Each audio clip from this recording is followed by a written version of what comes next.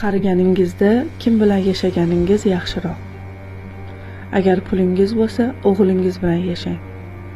Keliningiz xursand bo'lib yashaydi. Agar kuch-quvvatingiz bo'lsa, qizingiz bilan yashang. Uni xizmatida bo'lasiz. Agar aqlli bo'lsangiz, yolg'iz yashang. Xotirjam, shovqinlarsiz. Agar dono bo'lsangiz, shunday yashangki, qayerda bo'lsangiz ham bolalaringiz sizga talpinib yashaydi. Yolg'izlik ham, xorlik ham, zorlik ham noto'g'ri berilgan tarbiya mahsuli hisoblanadi. Ba'zida mehrning ko'pligi ham bolalarni xudbin va egoist bo'lishiga sababchi bo'ladi.